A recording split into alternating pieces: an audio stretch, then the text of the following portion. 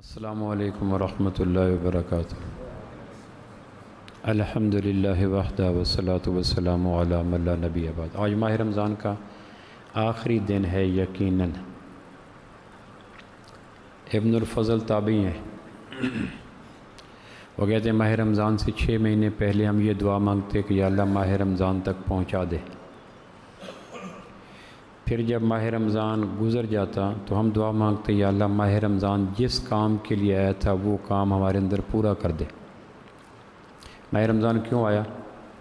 تو جواب ایک ہی ہے، ٹیوننگ کے لیے، اوور ہالنگ کے لیے، مال جبن کے لیے، تطہیر کے لیے، دھلائی کے لیے، پیوریفیکیشن کے لیے۔ وہ مٹی، وہ گرد و غبار جو آنکھوں میں ہے، جو کانوں میں ہے، جو زبان میں ہے، جو خیال میں ہے، جو اعتقاد میں ہے، جو رویوں میں ہے، جو تجارت میں ہے، جو زراعت میں ہے، جو مزاجوں میں ہے، وہ گرد و غبار، پولوشن، ماہ رمضان اس کے لیے ہے۔ میں پھر عرض کرتا ہوں، ماہ رمضان کا اصل ہدف کثرت حسنات نہیں، ترک سیئات ہے۔ حسن بصری رحمۃ اللہ علیہ نے ایک قوم کو دیکھا، عید کے دن گلے مل رہے تھے خوش ہو کے، جیسے ہمارے یہاں عید تہوار پہ ہوتے ہیں۔ فرمانے لگے صوم اور سیام دونوں رکھے تھے جو خوش ہو گئے؟ حسن بصری، صوم اور سیام۔ ایک آدمی اسپتال میں داخل ہوتا ہے 40 دن، مہینہ 2 مہینہ، واپس آتا ہے تو جن بیماریوں کو لے کے گیا تھا وہ سب بیماریوں سے صحت یاب ہو کے آتا ہے، تو اہل خانہ خوشی منائیں گے، ہار ڈالیں گے کہ جس کام کے لیے داخل ہوا تو وہ ٹھیک ہو گیا۔ ماہ رمضان تطہیر کا مہینہ ہے، روحانی بیماریوں کی دھلائی کا مہینہ ہے، انگ انگ سے برائیوں کے چننے کا مہینہ ہے۔ حسن بصری رحمۃ اللہ فرمانے لگے صوم اور سیام دونوں رکھے جو مبارکباد دے رہے ہو۔ صوم کیا ہے؟ 3 حلال چیزوں سے صبح سے شام تک پرہیز کرنا، صوم۔ انی نذرت للرحمن صوما، نہ کھاؤں گا، نہ پیوں گا، نہ بیوی کے پاس جاؤں گا، مخصوص اوقات میں 3 حلال چیزوں سے صبح سے شام رکنا، یہ صوم ہے۔ اور بالغ ہونے سے لے کے مرنے تک حرام کاموں سے رکنا، یہ سیام ہے۔ کتب علیکم السیام، فرض کیا گیا سیام۔ ایک آدمی روزے میں نیٹ کھول کے پڑھے، گانے دیکھ رہے، ڈرامے دیکھ رہے، تو یہ ایسے ہی ہے جیسے نزلے زکام کا مریض ڈاکٹر کے سامنے اچار کھا رہا ہے، تب اس کو کیا کہا جائے گا؟ جو روزے کے عالم میں، رمضان کے دنوں میں، لیلۃ القدر کی ساعتوں میں ڈرامے، گانے، فوش باتوں سے باز نہیں آتا، تو اس کو اپنی برسی منانی چاہیے، سوگ منانا چاہیے۔ تو کہنے لگے تم لوگوں نے صوم سیام رکھے، حلال سے رکے، حرام سے رکے، ضروریات سے رکے، فضولیات سے رکے۔ سیام ہے فضولیات سے رکنا، صوم ہے ضروریات سے رکنا، سیام ہے منکرات سے رکنا، صوم ہے حلال چیزوں سے رکنا۔ تو جو ان 2 چیزوں کا حسین اجتماع کر لے اس کو مبارکباد دینے کا حق ہے۔ 6 مہینے بعد تک ہم دعائیں مانگتے، اللہ ماہ رمضان جس کام کے لیے آیا تھا۔ تو ماہ رمضان کا اصل ہدف کیا ہے؟ پھر میں عرض کرتا ہوں، رگ رگ کے اندر، نس نس کے اندر، انگ انگ کے اندر، خیالات کے اندر جو برائیوں کی جڑی بوٹیاں ہیں، جو پس ہے، جو پیپ ہے، اس کی سرجری کرنا، یہ ماہ رمضان ہے۔ ہمارے ہاں کون سی صدی تھی، کون سا زمانہ تھا جب ماہ رمضان کا ہدف کثرت حسنات کی طرف مڑ گیا، ترک سیئات چھوڑ گئے؟ میں اکثر کرتا ہوں، شورکوٹ میں ٹرینوں کے کانٹے بدلتے ہیں، شورکوٹ کینٹ پہ ٹرینوں کے کانٹے بدلتے ہیں، میں وہاں رہا۔ ایک ٹرین کا کانٹا چلا جاتا ہے پنڈی کو، ایک چلا جاتا ہے سرگودے کو۔ شروع میں جب کانٹا بدلتا ہے تو آدھے فٹ کا فاصلہ ہوتا ہے، انچوں کا فاصلہ ہوتا ہے، لیکن جب کانٹا ٹرین بدل جاتی ہے تو پھر میلوں کا، سینکڑوں کا فاصلہ بن جاتا ہے۔ ایک پنڈی کھڑی ہوتی ہے، ایک سرگودہ کھڑی ہوتی ہے۔ اس امت کا کانٹا بدل گیا کس صدی میں، کس زمانے میں، کہ ترک سیئات سے کثرت حسنات پہ چڑھ گیا۔ اتنے قرآن، اتنی تسبیح، اتنے لیلۃ الصیام، اتنی تراویح، اتنے اذکار، اتنے صلاۃ التسبیح، اتنی صلاۃ التوبہ، یہ کثرت حسنات کا کانٹا ہے۔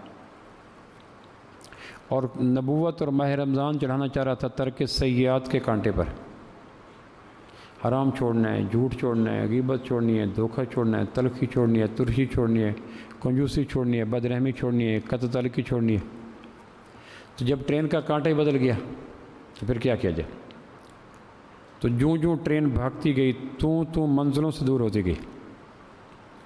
سب سے بڑی عبادت ماہ رمضان کی کیا ہے؟ کتب علیکم الصیام، اعتکاف ہر ایک پہ تو نہیں ہے، تراویح ہر ایک پہ تو نہیں ہے، لیلۃ القدر کی تلاش ہر ایک پہ تو نہیں ہے، ترغیب ہے، لیکن روزہ کتبہ، لفظ کتبہ سے لکھ دیا گیا، آپشنل نہیں ہے، کمپلسری ہے۔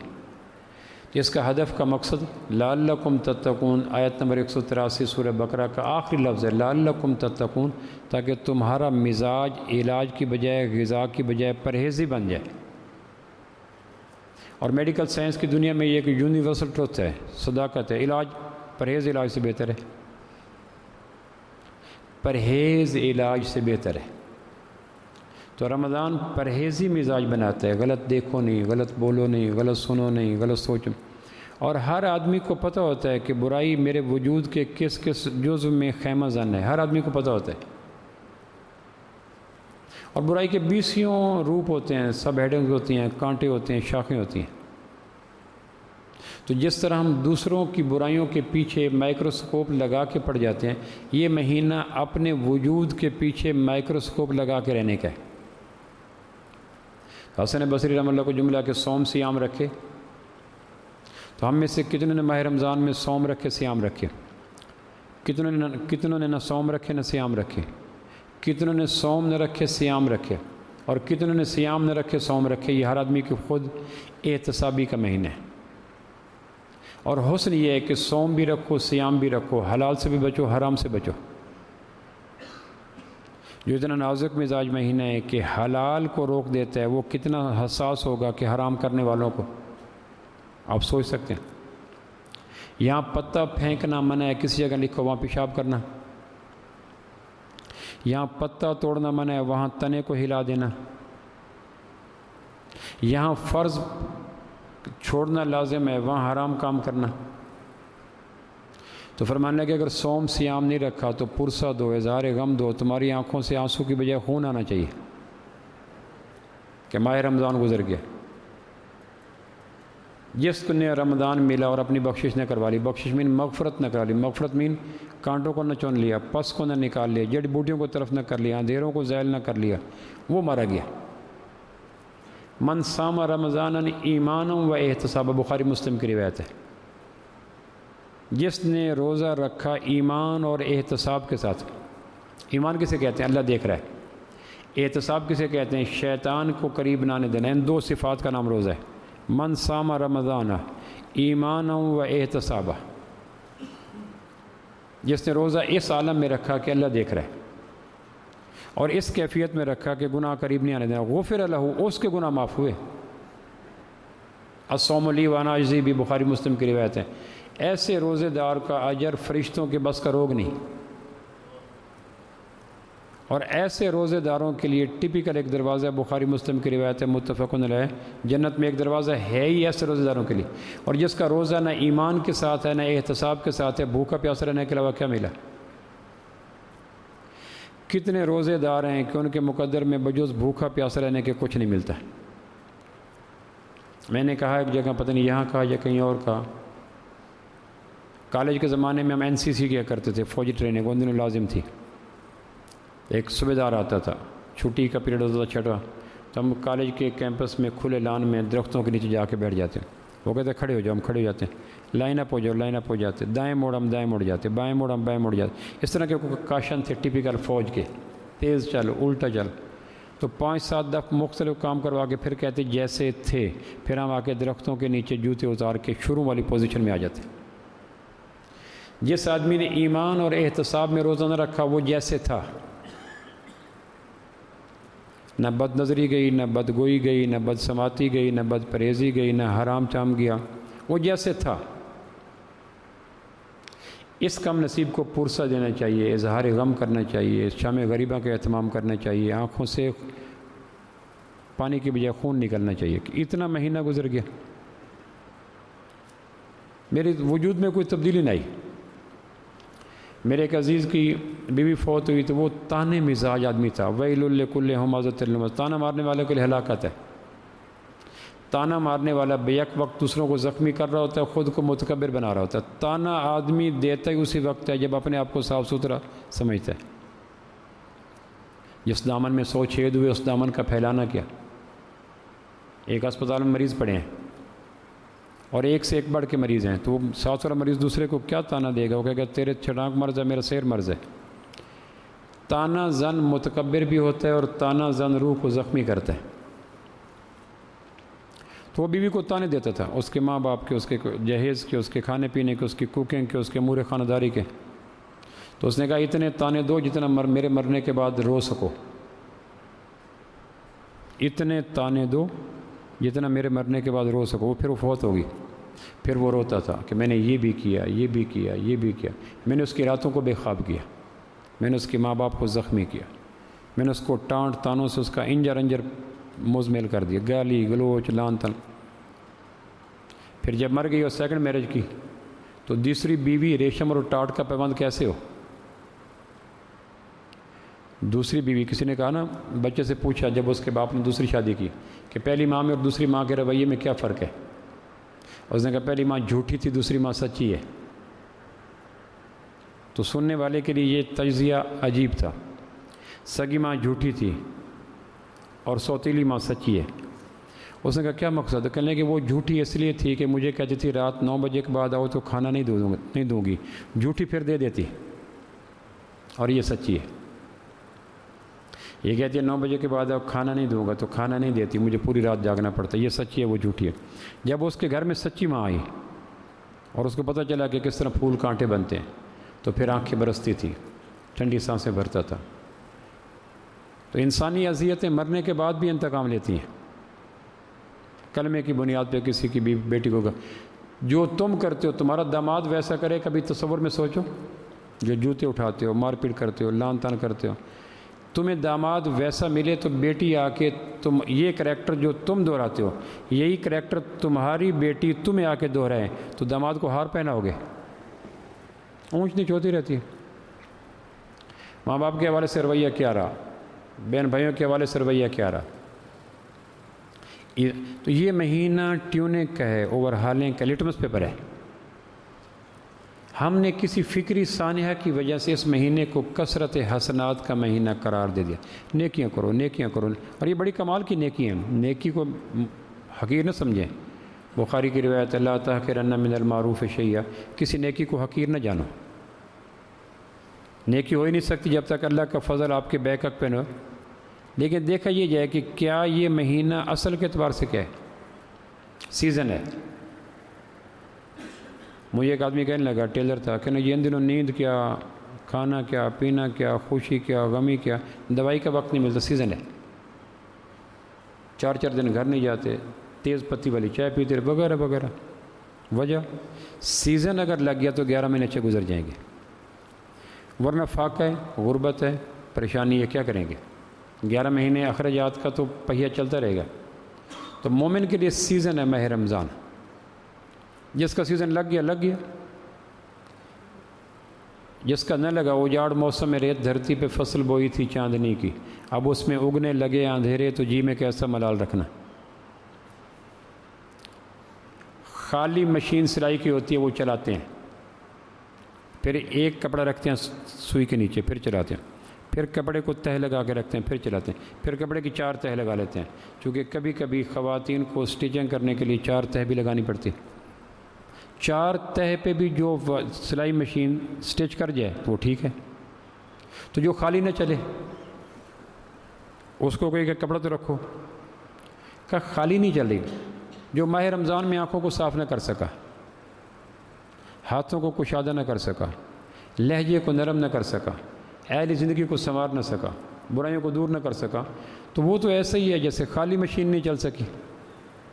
لعلکم تتقون، تاکہ پرہیز مزاج بنو۔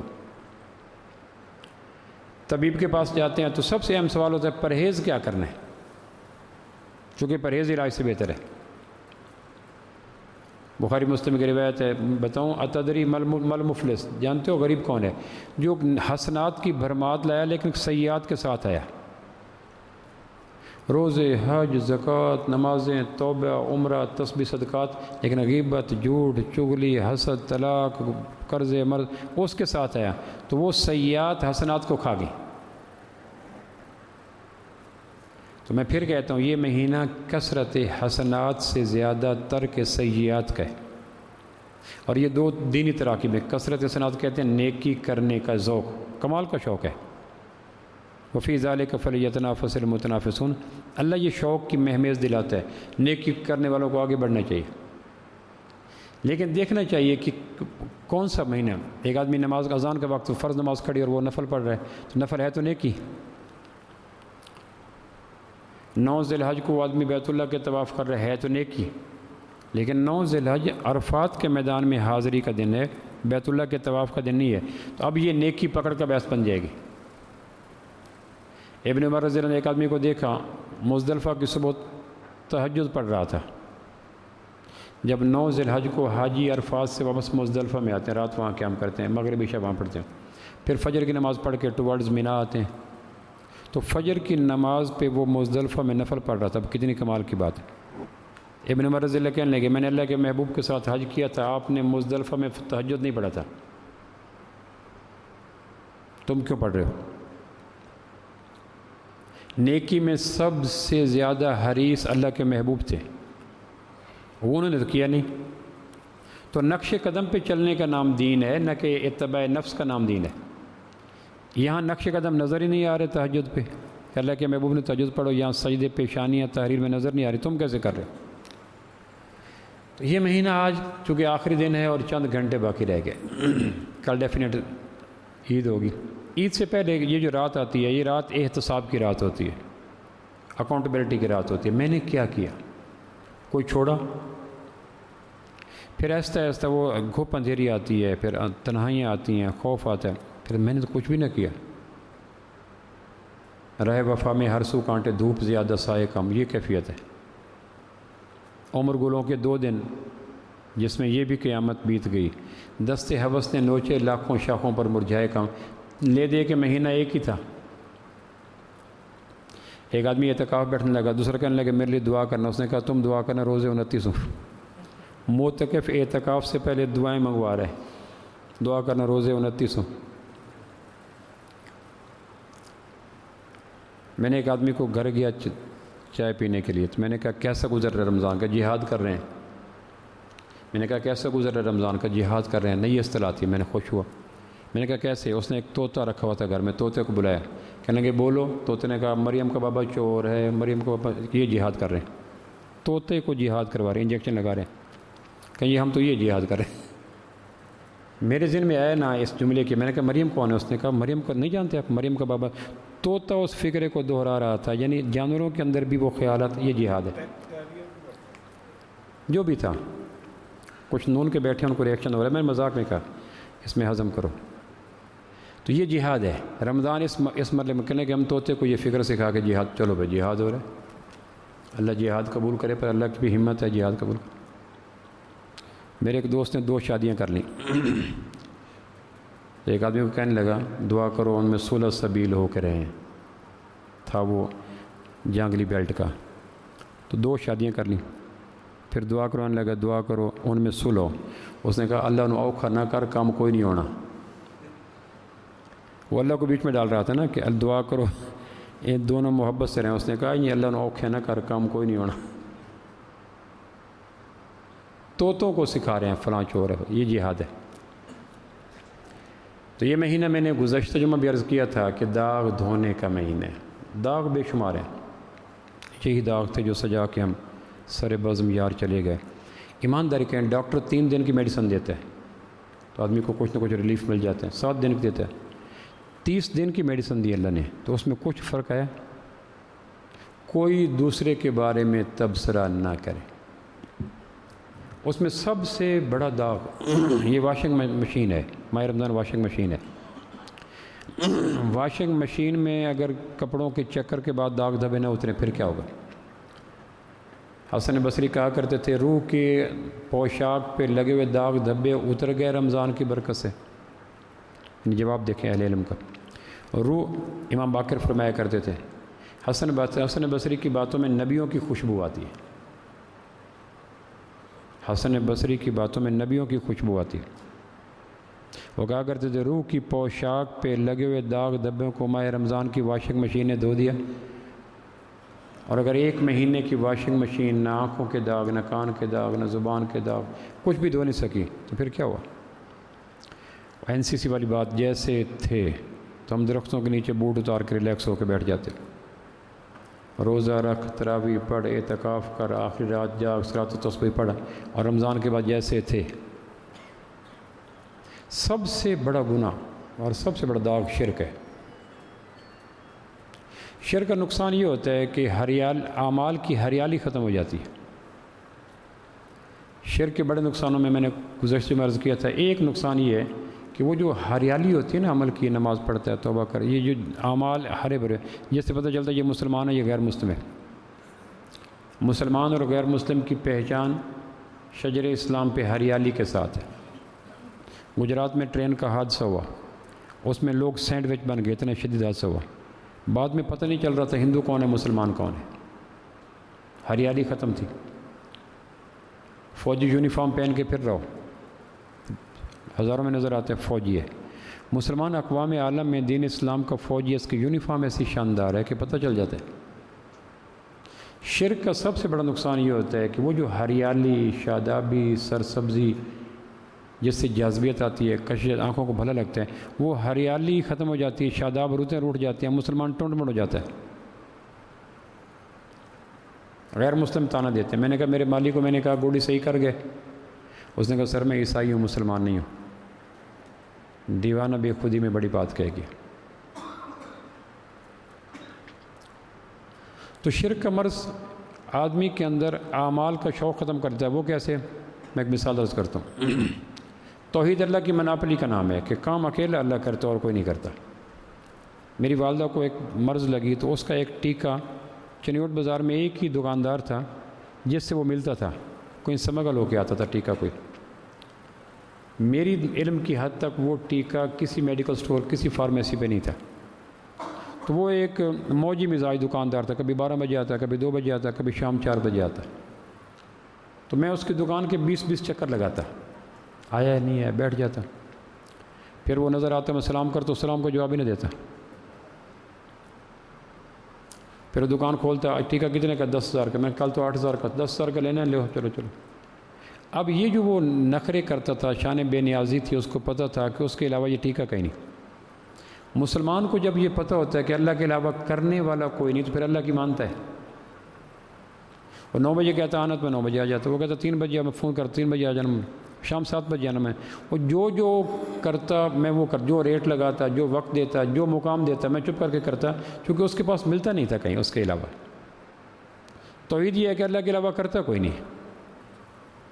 یہ یقین اگر رگ و پے میں سرایت کر جائے تو پھر مجبوری بن جاتی، نماز پڑھو، سچ بولو، حلال کھاؤ، صلہ رحمی کرو، کیونکہ پتہ ہے کہ اللہ کے علاوہ کرنا کسی نہیں۔ اور جب یہ یقین ڈسپرس ہو جاتا ہے، بعد میں وہ ٹیکہ کئی جگہ ملتا تھا، تو پھر مجھے وہ فون کرتا تھا، اس کی مناپلی ختم ہوگی۔ شرک کا مرض 3 جگہ پہ لگتا ہے، حجر، شجر، قبر۔ شرک کا مرض 3 جگہ، 3 روپ میں لگتا ہے، حجر، شجر، قبر۔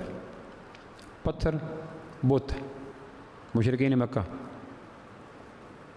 شجر، مظاہر فطرت، گنگا، جمنا، پہاڑ، برگد، دریا، سمندر، سورج، یہ جو مظاہر پرست ہوتے ہیں۔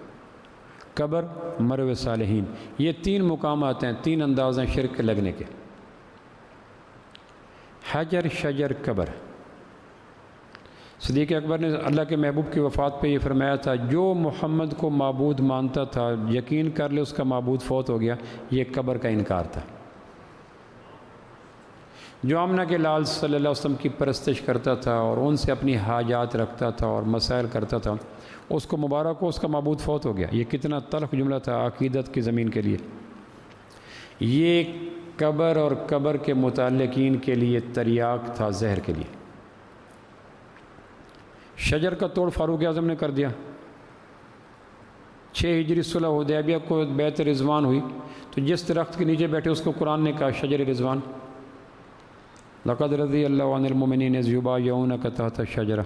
قرآن میں آیت اتر آئی، اس کے نیچے 1400 صحابہ بیٹھے، اللہ کے محبوب بیٹھے، بیعت رضوان ہوئی، سورہ اتری وہاں، حضرت عمر نے اس شجر کو کٹوا دیا۔ اور مٹی ہموار کر دی تاکہ جو یہ کہے کہ مظاہر فطرت کرتے ہیں اس پہ چھری چلا دیا، حضرت عمر نے تیزاب ڈال دیا۔ اور 8 ہجری کو فتح مکہ کے موقع پہ سیدنا علی نے آمنہ کے لال کے کندھوں پہ کھڑے ہو کر بیت اللہ کے اندر 360 گرائے، جاء الحق ذاق الباطل ان الباطل کان زہوقا۔ چلو حجر شجر قبر تینوں کی بے خونی ہوگی۔ یہ 3 راستے ہیں، اس لیے قبر کو کہا پکا نہ کرو تاکہ مقام عبرت جائے عبادت نہ بن جائے۔ لعنت فرمائی ان لوگوں پر جو قبروں کو پکا کرتے ہیں۔ پکی قبریں عبرت کی بجائے عبادت کا روپ لے لیتی ہیں۔ زیارت کرو قبروں کی، یہ ٹیکہ لگواؤ، کیوں؟ تاکہ دنیا کی محبت کے جراثیم اور پھوڑے پن سے خشک ہو جائیں۔ یہ انجام ہے۔ لوح مزار دیکھ کے جی دنگ رہ گیا، ہر سر کے ساتھ فقط ایک سنگ رہ گیا۔ نور جہاں کی قبر پہ میں کھڑا تھا لاہور میں، تو وہاں شعر لکھا ہوتا ہے، بر مزار ماں غریبہ نئے چراغ نئے کلے، نئے پرے پروانہ سوزد نئے صدائے بلبلے۔ ہم غریبوں کی قبر پہ نہ چراغ جلتا ہے کہ کوئی پتنگا، نہ پھول کھلتا ہے کہ بلبل آ جائے۔ یہ قبر کا مقصد ہے دنیا کی بڑھی ہوئی محبت کو کم کرنا۔ اور اگر قبریں ٹائلیں، پتھر، فانوس، چپس فلاں فلاں سے دب جائیں تو پھر قبر اپنا ہدف چھوڑ دیتی ہے، ڈیٹ ایکسپائر ہو جاتی ہے۔ اس لیے لعنت کی قبروں کو پکا کرنے والوں پر، تاکہ قبریں مقام عبرت سے جائے عبادت نہ بن جائے۔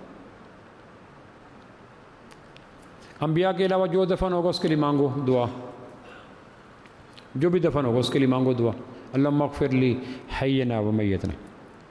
یہ تو تابعی ہے، میں تو ہم گنہگار ہوں، یہ تو شیخ الحدیث ہے، مجھے تو کلمہ 6 نہیں آتے، یہ تو تجد گزار ہے، میرے سے فرض پورے۔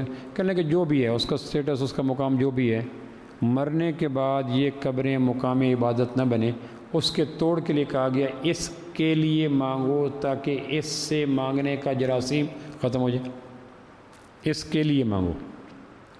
نبیوں کے علاوہ ہر ایک کی دعا جنازہ ہوتی ہے، صرف نبیوں کی نہیں ہوتی، چونکہ دلہے دلہے ہوتے ہیں۔ صدیق اکبر کا جنازہ پڑھایا گیا، فاروق اعظم کا پڑھایا گیا، عثمان غنی کا پڑھایا گیا، سیدنا علی کا پڑھایا گیا، سیدنا حسن کا پڑھایا گیا، ان سے بڑے تو کوئی نہیں، امت کا اجماع ہے۔ ان کے لیے بھی دعا کی کہ اللہ ان کو بخش دے، حالانکہ وہ بعثت مجموعی اس کائنات میں تخلیق کائنات کے بعد واحد صحابہ گروہ ہیں جن کو بعثت مجموعی جنتی قرار دیا گیا، لیکن اللہم اغفر لی حینا و میتنا ان کے لیے بھی کہا گیا۔ عمر بن عاص رضی اللہ فوت ہونے لگے تو کہنے لگے میری قبر پہ اوپر مٹی اتنی ڈالنا جتنی بیچ میں سے نکالو، قبضہ گروپ کی نفی، جتنی قبر کھودنے میں مٹی باہر نکلے اتنی ڈالنا، دائیں بائیں کی مٹی ڈال کر میری لاش کو گنہگار نہ کرنا، یعنی مرنے کے بعد بھی قبضہ نہ کرو۔ پھر میری قبر پہ صحابی ہیں، بہت بڑے صحابی، عمر بن عاص رضی اللہ عنہ، پھر کہنے لگے میری قبر کے دفن کرنے کے بعد پاؤں کی جانب اتنی دیر کھڑے رہنا جتنی دیر، بخاری کی روایت ہے، مسلم کی، اتنی دیر کھڑے رہنا جتنی دیر میں اونٹ کو ذبح کر کے گوشت کے ٹکڑے کر کے سروں پہ رکھ کر فقراء مدینہ میں تقسیم کر سکتے ہو۔ یہ کیا تھی؟ یہ ہیلے تھے، حجت تھی، بخشش کے بہانے تھے۔ تم کھڑے ہوگے، توبہ کرو گے، استغفار کرو گے، فإنی استانس بکم، مجھے انس ہوگا، وہ جو کوسچننگ ہوگی، سوال و جواب ہوگا، مجھے انس ہوگا کہ کچھ لوگ کھڑے ہیں۔ سیدہ فاطمہ کی جو آخری وصیتیں ملتی ہیں، خاتون جنت ہے، اللہ کے نبی نے فرمایا تھا سید عورتوں کی جنت کے سردار ہو، آخری وفات یہ جو فرمائی تھے کہ اپنے بابا حسن سے کہنے، کہ اپنے بابا سے کہنا علی سے میں نے غسل بھی کر لیا، میرا کفن بھی یہی ہے، اور میری قبر کے دفن کرنے کے بعد فوراً نہ چلے جانا، قبر کے پاؤں کی جانب کچھ دیر کھڑے رہنا، وہ اونٹ والی روایت، تاکہ مجھے آسانی ہو جائے سوال جواب کے دینے میں۔ یہ ان لوگوں کا حال تھا۔ صدیق اکبر رضی اللہ کے وفات کا وقت ہے تو حضرت عائشہ نے ایک شعر پڑھا، تو کہنے کہ بیٹی شعر نہ پڑھ، جاءت سکرۃ الموت بالحق ذالک ما کنت منہ تحید، یہ آیت پڑھا۔ پھر کہنے کہ ہم آپ کے لیے نئے کفن لیں گے، کہ نئے کفن کپڑے زندہ لوگوں کے لیے ہوتا ہے، مردہ لوگوں کو پرانے کپڑے میں دفن کر دو، اگر بخشا گیا تو جنت کا کفن آ جائے گا، مارا گیا تو کھال اتر جائے گی۔ یہ ہے مرنے والوں کی لجاجت، اور زندہ رہنے والوں کو حکم کہ ان کے لیے دعا کرو تاکہ یہ لینے والوں کے دائرے میں آئیں، زندہ رہنے والے اللہ کے حضور ان کو دینے والوں کے دائرے میں آ جائیں، اور جب زندہ ہے یعنی دفن نہیں ہوا تب تک اس کے لیے دعائیں، اور جب دفن ہو گیا تب اس سے مانگنا۔ اس کو تو عقل کی میزان پہ پرکھا جائے تو پاگل پن لگتا ہے، یعنی شریعت کی مزان تو ہے ہی حساس نا. ابھی تم اس کے لیے مانگ رہے تھے، ابھی تم اس سے مانگ رہے ہو. تو یہ 3 جگہیں ہیں جہاں شرک کا مرض لگتا ہے، حجر، شجر، قبر. حجر مشرکین مکہ اس کے نمائندے ہیں، شجر ہندو اس کے نمائندے ہیں، قبر عیسائی اس کے نمائندے ہیں. انڈیا میں جہاں دیکھی نئی صورت مچل بیٹھے وہی لیں گے. جمنا کو دیکھا، گنگا کو دیکھا، اس سے جھک گئے. سورج کو دیکھا، چاند کو دیکھا، بڑے پہاڑ کو دیکھا، خوفناک ناگ کو دیکھا، جس سے دکھ اور سکھ کا کانسیپٹ ہے اس کے آگے جھک گئے.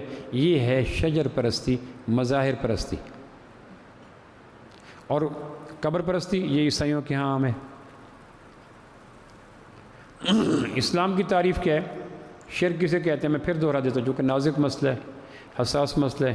ہمارا ماضی ثقافتی اعتبار سے ہندوؤں کے ساتھ رہے، حال ہمارا عیسائیوں سے زیر اثر ہے. اس لیے ہم ان کے مشرکانہ، جس طرح باقی چیزیں متاثر کی، مشرکانہ رویے اور مشرکانہ احساسات بھی ہمارے لاشعور میں، ہمارے شادی تہوار میں، دفن لانے ہندوؤں کے طریقے بھی ہیں اور زندہ رہنے والوں میں عیسائیوں کے طریقے بھی ہیں. اللہ کے بغیر کچھ نہیں کر سکتا، یہ ہے توحید. اور اللہ سارے غیر کے بغیر سب کچھ کر سکتا ہے، یہ توحید ہے. اس فکرے کو ڈائریز کر لیں. میں نے ایک جگہ لیکچر دیا، SSP صاحب بیٹھے تھے منڈی بہاؤالدین میں. میں نے کہا سیدنا علی کرم اللہ جو کہ ایک جملہ میرے بس میں ہو تو جتنے بھی ٹولٹ بنے ہوئے نا، روڈ کے کنارے بنے ہوتے ہیں سائن بورڈ جہاں لوگ اپنی اپنی چیزیں لگاتے ہیں پبلسٹی کی، میں ہر سائن بورڈ پہ یہ لکھوا دوں. تو وہ لیکچر سن رہے تھے SSP صاحب سے، ساجد صاحب. بعد میں ہم کھانا کھایا تو انہوں نے بتایا. تو میں نے کہا آسمان پہ جو منظور ہوتا ہے زمین پہ وہ ظہور ہوتا ہے اور وہ ضرور ہوتا ہے. تو اس نے ایسے کان کھڑے کیے. حساس لوگ ہوتے ہیں، ذہین ہوتے ہیں. میں نے کہا آسمان پہ جو منظور ہوتا ہے زمین پہ وہ ظہور ہوتا ہے اور وہ ضرور ہوتا ہے. مجھے ان کا فون ہے، پروفیسر وہ فکرہ دیں، میں ہر تھانے میں لکھوانا چاہتا ہوں. اگر آپ کو یاد ہو سکے تو سیدنا علی کا کرم میں مجھے اس فکرے کے اندر سارا قرآن و حدیث کا نچوڑ آ گیا. آسمان پہ جو منظور ہوتا ہے، اس کو فتح ہے، اس کو شکست ہے، اس کو ذلت ہے، اس کو عزت ہے، اس کو نفع ہے، اس کو نقصان ہے، اس کو صحت ہے، اس کو بیماری ہے، اس کو زندگی ہے، اس کو موت ہے، اس کو عروج ہے، اس کو زوال ہے، یہ منظور آسمان پہ ہوتا ہے. زمین فیصلوں کے نفاذ کی جگہ ہے، زمین فیصلوں کے طے کرنے کی جگہ نہیں ہے. جیسے ٹوٹیاں پانی کے اخراج کی جگہ ہیں، ٹوٹیاں پانی کے سٹاک کی جگہ نہیں ہے. سٹاک کی جگہ ٹینک کے اوپر پڑی ہوتی ہے. اگر وہ خالی ہے تو ٹوٹیوں پہ درود تنجیہ پڑھ لو، امام کعبہ نیچے ہاتھ رکھ کے بیٹھ جائے. اگر ٹینکیاں خالی ہیں تو ٹوٹیوں سے قطرہ نہیں آئے گا، اور اگر ٹینکیاں بھری ہوئی ہیں تو ٹوٹی کے نیچے فاسق فاجر ہاتھ رکھے، دہری ہاتھ رکھے، پانی آ جائے گا. اسلام کا نظام فطرت پہ چلتا ہے، توہمات پہ نہیں چلتا. تو ٹینکیاں آسمان پہ ہیں، وَفِي السَّمَاءِ رِزْقُكُمْ وَمَا تُوعَدُونَ، آسمان پہ طے ہوتا ہے. جس طرح ہمارے ہوتا ہے نا بہت اوپر سے طے ہوتا ہے. تو اوپر سے طے کیا ہوتا ہے؟ GHQ. اوپر سے طے کیا ہوتا ہے؟ SSP. اوپر سے طے کیا ہوتا ہے؟ IG. ہمارے ہاں اوپر بہت پرواز یہ ہے، ہر سینہ نشیمن نہیں جبریل امی کا، ہر فکر نہیں طائر فردوس کا صیاد. ہر سوچ اوپر سے مراد آسمان پہ نہیں جا سکتی. اقبال کہتے ہیں نا ہر فکر نہیں طائر فردوس کا صیاد. ہر سوچ یہ نہیں کہتی کہ بہت اوپر سے طے ہوتا ہے. کہاں سے؟ اور یہ اسٹیبلشمنٹ طے کرتی ہے، اور کہ یہ عدلیہ طے کرتی ہے، اور اس سے اوپر بھی ہے کہ نہیں اوپر کوئی نہیں. تو اقبال کہتے ہیں ہر فکر نہیں طائر فردوس کا صیاد. ہر سوچ جا کر وہاں دانہ دن کا نہیں چکتی کہ ٹینکیاں تو آسمان پہ ہیں. اور توحید کا شاندار جملہ یہ ہے کہ اللہ کا غیر اللہ کے بغیر کچھ نہیں کر سکتا. غیر کو ادر دین اللہ کہیں، غیر کو وہ غیر نہ کہیں جو ہمارے ہاں غیروں میں شادی کر دی. غیر عربی کے لفظ کو عربی کے لہجے میں رکھیں، ادر دین اللہ. نبی ہے، ولی ہے، غوث ہے، کتب ہے، ابدال ہے، جو بھی ہے وہ ادر دین اللہ، جس کو اللہ نہیں کہہ سکتے وہ غیر ہے. اور غیر کا لفظ جب برصغیر پاک میں ہوتا ہے غیروں میں چلا گیا، غیروں کو، تو پھر غیر کا سارا کانسیپٹ یہ جو غیر ہیں کوئی، یہ تو اللہ والے ہیں. پھر یہاں آ کے نئی بحث کے دریچے کھل جاتے، یہ اللہ کے غیر ہیں، یہ تو اللہ کے لوگ ہیں. غیر وہ نہیں جو برصغیر پاک و ہند میں شادیوں کے موقع پہ غیر بولا جاتا ہے. غیر کو عربی تناظر میں لے ادر دین اللہ، جس کو اللہ نہیں کہہ سکتے وہ اللہ کا غیر اللہ ہے. اللہ کا غیر اللہ کے بغیر کچھ نہیں کر سکتا، اور اللہ سارے غیر کے بغیر سب کچھ کر سکتا ہے. یہ توحید ہے. اس میں جس چیز کو سمیٹنا چاہیں، رمضان کی واشنگ مشین میں اگر شرک کا داغ ہی روح کی پوشاک پہ دھل جائے بڑی بات ہے۔ توحید توازن دیتی ہے، سینہ مضبوط کرتی ہے، قد و قامت دیتی ہے، منہ سے جھاگ نہیں نکالنے دیتی، بحث نہیں۔ توحید سے بڑا وٹامن کوئی نہیں، جیسے کہتے ہیں نا اس میں سارے وٹامن موجود ہیں۔ طبیب کہتے ہیں یہ کھا لو، اس میں کئی وٹامن ہیں۔ مومن کے لیے سب سے بڑا وٹامن کا کیپسول توحید ہے۔ اللہ کا غیر، اللہ کے بغیر کچھ نہیں کر سکتا۔ اگر موقع ملے تو اس کو 100 دفعہ روزانہ کہا کریں، اندر سے خوف اترے گا۔ اور دوسروں فکر یہ ہے اللہ سارے غیر کے بغیر سب کچھ کر سکتے ہیں، کوئی نہ ساتھ دے۔ ابراہیم علیہ السلام چاہتے ہیں ذبح کروں، اسماعیل علیہ السلام چاہتے ہیں ذبح ہوں، اور دونوں کی چاہت قرآن کے نص گواہ ہے۔ انی اری فی المنام انی اذبحک، یہ ابراہیم علیہ السلام کی چاہت ہے۔ یا ابت افعل ما تؤمر ستجدنی ان شاء اللہ من الصابرین، یہ اسماعیل علیہ السلام کا ایکس رے ہے۔ دونوں ایک چاہت پہ متفق ہیں، وہ کرنے پہ متفق ہیں قرآن کے بقول، اور یہ ہونے پہ متفق ہیں قرآن کے بقول، اور نہیں ہوگا چونکہ اللہ کا غیر اللہ کے بغیر۔ بولیں جی، اور کیا کریں گے؟ اللہ کا غیر اللہ کے بغیر بولیں، اور اللہ سارے غیر کے بغیر سب کچھ۔ یہ جب آئے تو مومن کی دعا کو پر لگ جاتے ہیں، لیکن چونکہ چنانچہ کہ مارے ہوئے لوگ ان کی دعائیں بے بال و پر ہو جاتی ہیں، ہاتھ ڈھیلے ہوں گے، کھجلی کر رہا ہوگا، ٹھیک ہے جی کرتا تو اللہ ہے، لیکن دیکھو نا جی۔ مردان میں جماعت میں چل رہا تھا تو ہمارے ساتھ ایک بلوچ تھا، دادا تھا، بلوچ فیملی تھی، روڈ سلطان کا تھا۔ میں اسے کہوں بھلا سن افضل خان، میں نے کہا افضل خان 4 مہینے لگا لے، خود دادا تھا، دادا یعنی ایج وائز 60-50 کے درمیان تھا۔ میں کہا افضل خان چلے پہ تھا، 4 مہینے لگا لے۔ مجھے اپنی زبان میں کہ ابا مریسی، یعنی باپ اس کا 80 سے اوپر تھا، تو یہ خود دادا تھا 60 کے لگ بھگ، 60 کے لگ بھگ۔ مجھے کہ ابا مریسی، میں پھر اس کو اللہ کی طاقتیں سناتا، اللہ کی یہ طاقت ہے، تاکہ اس میں کچھ نہ انرجیٹک، کچھ اپنے پاؤں پہ کھڑا ہو، کچھ اس کے جوڑوں میں طاقت ہے۔ پھر میں سنا کے پھر کہتا بولو افضل خان 4، کہ ابا مریسی، میں پھر انجیکشن لگاتا جس طرح اس نے گرے طوطے کو لگایا۔ مریم مسلم لیگی بیٹھے ہیں، وہ ممبر سے نہ اتار دیں، ویسے میں نہیں کہنا چاہتا۔ میں نے کچھ 6-7 دفعہ اللہ کی طاقت دہرائی۔ اس نے جب دیکھا نا کہ پروفیسر باز نہیں آ رہا اور ایک ہی نسخہ بار بار استعمال کر رہا ہے، مجھے اللہ یہ اللہ یہ، مجھے کہنے لگا پروفیسر تو اللہ نو جاننا، میں پیو نو جاننا۔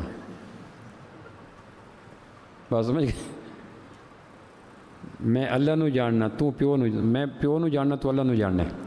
فکر یہ تھا تو اللہ نو جاننا، میں پیو نو جاننا۔ پھر آخری فکر یہ تھا طاقتاں تیرے اللہ کول سائے نا، پر گیا گزرا میرا پیو ہی کوئی نہیں ہو۔ بات سمجھے؟ طاقتاں تیرے اللہ کول سائے نا، سمجھ گئے؟ اہل زبان بیٹھے ہیں لکھنؤ دلی کے لوگ، یہ طاقتاں تیرے اللہ کول سائے نا، وہ جو میں نے طاقتیں دہرائی تھی نا اللہ یہ کہنا، پر گیا گزرا میرا پیو ہی کوئی نہیں ہو۔ میں نے کہا تیرے پیو کے فضائل کیا ہیں؟ کہنے کہ 90 سال کی عمر میں گھوڑی چوری کی ہے، 6 دن سے جوتے کھا رہا ہے، مان نہیں رہا، یہ پیو کے فضائل تھے۔ ہمارے علاقے کے MP کی گھوڑی چوری کر لی، اس نے پکڑا دیا، پھر 6 دن سے اس نے جوتے مروائے، لیکن ابا کہنے یہ ابے کے فضائل تھے کہ طاقتاں تیرے اللہ کل سائن، پر گیا گزرا میرا پیو ہے۔ اور شرک کا سب سے جامع معنی تعریف جو میں نے پچھلے جمعے عرض کی تھی، یہ 3 چیزیں یاد کر لیں بس۔ تو واشنگ مشین میں اگر یہ روح کی پوشاک دھل گئی، باقی داغ دھلتے رہتے ہیں۔ اعتقادی داغ خوفناک ہوتے ہیں، اور اعتقادی داغ عملی داغ کا باعث بنتے ہیں۔ شراب پینے والے کو اگر یقین ہو کہ اللہ حاضر ناظر ہے تو کیوں پیے گا؟